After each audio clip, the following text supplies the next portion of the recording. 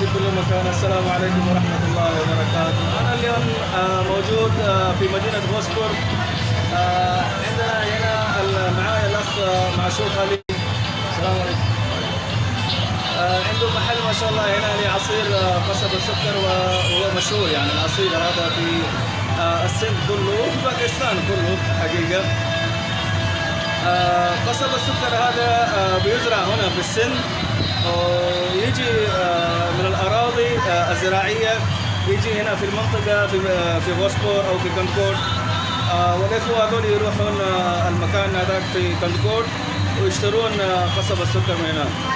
عصير قصب السكر مشهور عندنا في السند، في تقريبا في كل المدن، في كل مدن السند أو في كل مدن باكستان، أو حتى على الطرق.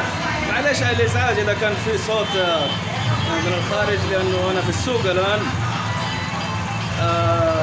هذا العصير يحطون فيه الليمون كمان، ويكون مفيد جدا خاصة أيام الحر، ويعطي الصحة.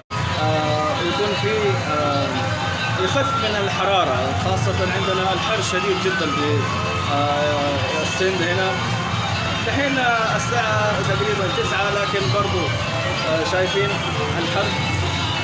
أي شخص يجي في المدينة أو أغلبهم يعني يشربون العصير من هنا، من هذا المكان أو من أي مكان آخر.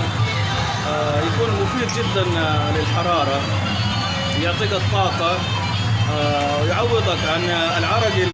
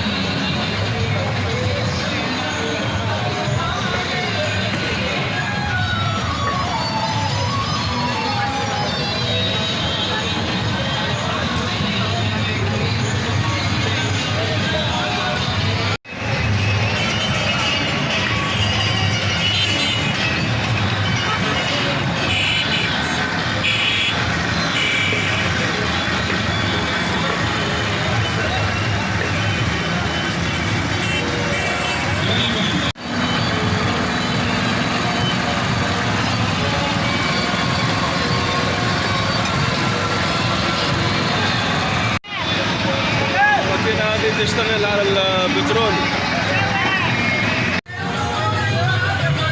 بين قصب السكر ممكن يكون في ازعاج في الصوت، لاني انا في الشارع او في السوق بتشتغل المسجلات والاغاني هذه كلها شغاله.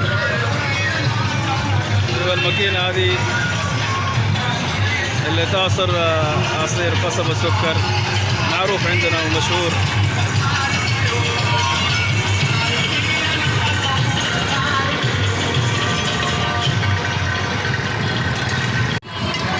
كيف نسوي عصير قصب السكر؟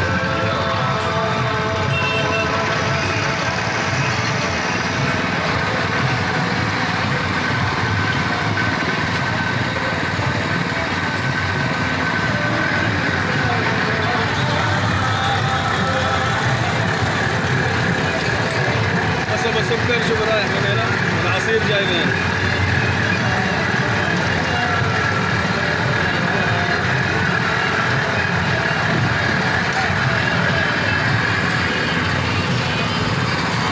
حط الليمون.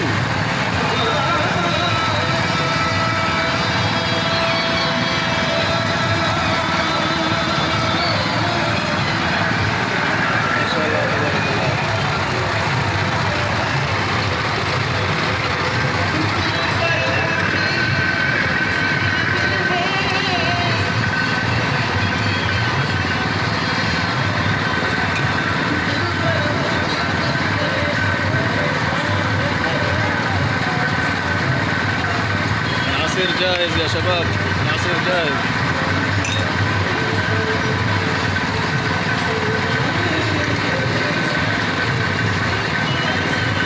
من الليمون.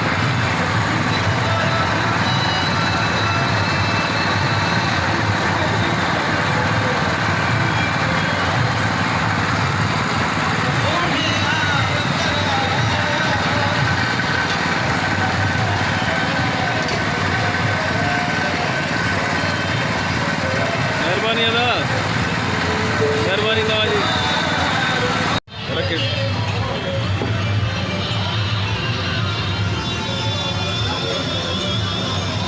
عصيرنا جاهز يا شباب، تفضلوا.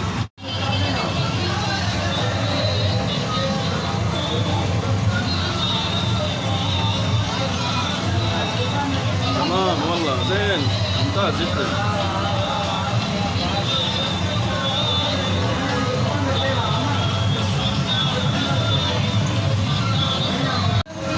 تحس بانعاش، تحس ان الطاقة رجعت لك بعد عناء السفر، او بعد ما كسبت المياه في البدن في الجسم، تحس الطاقة رجعت لك.